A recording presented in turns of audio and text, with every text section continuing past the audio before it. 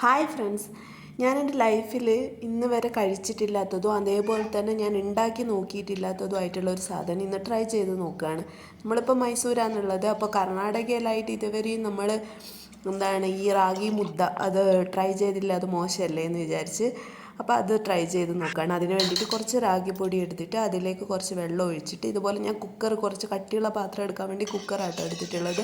അപ്പോൾ കുറച്ച് വെള്ളം ഓൾറെഡി വെച്ചിട്ടുണ്ട്. അതിലേക്ക് നമ്മൾ കലക്കിയിട്ടുള്ള ആ ഒരു മിക്സ് ഉണ്ടല്ലോ അത് ചേർത്ത് കൊടുക്കുക, കുറച്ച് ഉപ്പ് ചേർത്ത് കൊടുക്കുക, കുറച്ച് നെയ്യും ചേർത്ത് കൊടുക്കുക. അപ്പോൾ ഇങ്ങനെ വെള്ളം വെട്ടി തിളക്കുന്ന സമയത്ത് നമ്മൾ കുറച്ച് റാഗി പൗഡർ ഇട്ടിട്ട് നന്നായിട്ട് ഇളക്കി കൊടുക്കണം. കട്ടയില്ലാതെ ഇളക്കാൻ വേണ്ടിയിട്ട് ശ്രമിക്കണം. അതിന് വേണ്ടിയിട്ട് നന്നായിട്ട് ഇളക്കിക്കൊണ്ടിരിക്കണം കേട്ടോ.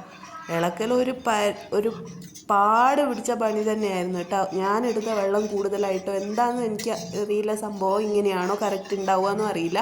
കുറേ തവണ ഇളക്കിയതിന് ശേഷമാണ് എനിക്ക് ഈ ഒരു കൺസിസ്റ്റൻസിയിൽ കിട്ടിയത്. എൻ്റെ കുക്കറൊക്കെ ഒരു വകയായി എന്ന് പറഞ്ഞാൽ മതിയല്ലോ. നല്ല പണിയായിരുന്നു കഴുകിയെടുക്കാൻ കേട്ടോ. അവസാനം എന്തായാലും ഈ ഒരു രീതിയിൽ എനിക്ക് കിട്ടിയിട്ടുണ്ട്. കയ്യിലൊന്നും ഒട്ടാതെ തന്നെ നല്ലൊരു രീതിയിൽ കിട്ടിയിട്ടുണ്ട്. ഒന്ന് തണിഞ്ഞ് ഒരു ആറി കിട്ടുന്ന ആ ഒരു ടൈമിൽ കുഴപ്പമില്ലാത്ത രീതിയിൽ കിട്ടുന്നത്. പക്ഷെ കഴിക്കാൻ ഒരു ഭയങ്കര മടിയായിരുന്നു കേട്ടോ. അതെന്തായിരിക്കും സംഭവം, ടേസ്റ്റ് ഉണ്ടാവും.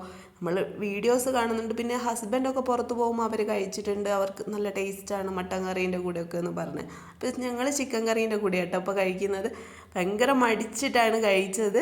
പക്ഷെ വലിയ കുഴപ്പമൊന്നും ഉണ്ടായിരുന്നില്ല. അങ്ങനെ അലിഞ്ഞു പോയിക്കോളും. ചിക്കൻ കറീൻ്റെ കൂട്ടത്തിൽ കഴിക്കുമ്പോൾ നല്ല ടേസ്റ്റൊക്കെ കേട്ടോ. ഒന്ന് ട്രൈ ചെയ്ത് നോക്കിക്കോ.